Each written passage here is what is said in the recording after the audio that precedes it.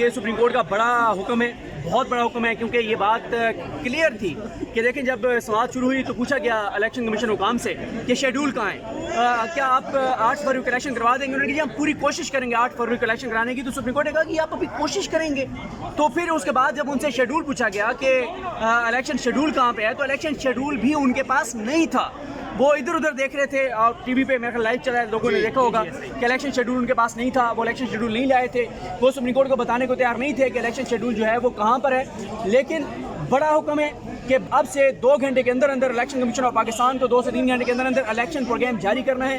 Election programme जारी होने के साथ ही पॉलिटिकल एक्टिविटी शुरू हो जाएगी और छठे दिन जो है वो कागजात नामजदगी जमा कराने की आखिरी तारीख होगी। ये बहुत बड़ा सदीक बहुत बड़ा भाई, हुक्म है। ऐसा लग रहा था कि इलेक्शन कमीशन भी नहीं चाह रहा कि 8 फरवरी को इंतखाबात हों, और सरदार तारिक मसूद ने वाज़ेह तौर पे पूछा कि आपको किसने रोका इलेक्शन बिल्कुल आप दुरुस्त कह रहे हैं। देखें इलेक्शन कमीशन, जब इलेक्शन कमीशन को आगे कहना चाहिए कि खुद कहना चाहिए था कि जनाब हम अभी इलेक्शन शेड्यूल अनाउंस कर रहे हैं, ये हमारे पास इलेक्शन शेड्यूल है। लेकिन इलेक्शन कमीशन जो है वो रिलेक्टेंट था और वो अगर लाइव चला है तो लोगों ने देखा होगा। लेकिन मैं आपको अभी भी बता दूं, टेंशन नहीं लेनी, 8 फरवरी को इलेक्शन नहीं भाई, क्या ये पाकिस्तान तहरीक इंसाफ के जो सपोर्टर्स हैं, क्या आज का ये बड़ा फैसला 12 बजे से पहले फैसला आना, क्या ये पीटीआई के लिए खुशखबरी है? आपको कह सकते हैं? देखिए पीटीआई को ही इलेक्शन चाहिए, बाकी तो इलेक्शन किसी को चाहिए नहीं। लेकिन आपने घबराना नहीं है और ज़्यादा सीरियस भी नहीं होना, ना हल्कों में जाना है, क्योंकि अभी बड़ी गेमें होनी है। सदीक भाई, इसमें क्या कहेंगे कि कमरा अदालत में एक वक्त में ये माहौल था कि जैसे पीटीआई रोस्टरम पर आई, वो क्या हुआ तो बताइएगा जरा। वो ज़ाहिर है वो कोई बात कहना चाह रही होंगी, लेकिन ज़ाहिर है कोई सीनियर वकील नहीं थे तो इसलिए उन्होंने नहीं सुना चीफ जस्टिस ने।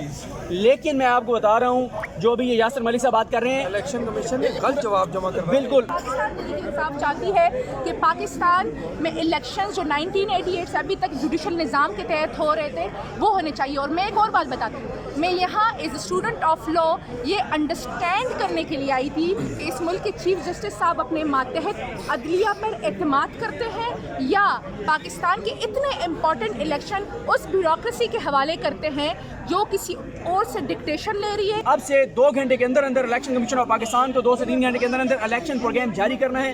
इलेक्शन प्रोग्राम जारी होने के साथ ही पॉलिटिकल एक्टिविटी शुरू हो जाएगी और छठे दिन जो है वो कागजात नामजदगी जमा कराने की आखिरी तारीख होगी। ये बहुत बड़ा सदीक बहुत बड़ा भाई, हुक्म है। ऐसा लग रहा था कि इलेक्शन कमीशन भी नहीं चाह रहा कि 8 फरवरी को इंतखाबात हों, और सरदार तारिक मसूद ने वाज़ेह तौर पे पूछा कि आपको किसने रोका इलेक्शन बिल्कुल आप दुरुस्त कह रहे हैं। देखें इलेक्शन कमीशन, जब इलेक्शन कमीशन को आगे कहना चाहिए कि खुद कहना चाहिए था कि जनाब हम अभी इलेक्शन शेड्यूल अनाउंस कर रहे हैं, ये हमारे पास इलेक्शन शेड्यूल है। लेकिन इलेक्शन कमीशन जो है वो रिलेक्टेंट था और वो अगर लाइव चला है तो लोगों ने देखा होगा।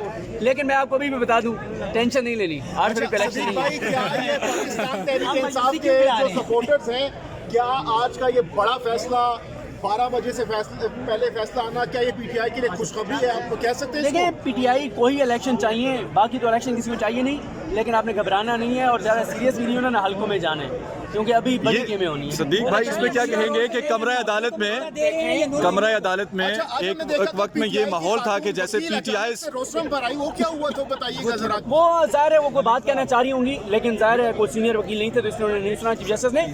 लेकिन मैं आपको बता रहा हूँ जो भी ये यासिर मलिक साहब बात कर रहे हैं, इलेक्शन कमीशन ने गलत जवाब जमा कर बिल्कुल इंसाफ चाहती है कि पाकिस्तान में इलेक्शंस जो 1988 से अभी तक जुडिशल निज़ाम के तहत हो रहे थे वो होने चाहिए। और मैं एक और बात बताती हूँ, मैं यहाँ as a student of law ये अंडरस्टैंड करने के लिए आई थी कि इस मुल्क के चीफ जस्टिस साहब अपने मातहत अदलिया पर एतमाद करते हैं या पाकिस्तान के इतने इम्पॉर्टेंट इलेक्शन उस ब्यूरोक्रेसी के हवाले करते हैं जो किसी और से डिक्टेशन ले रही है।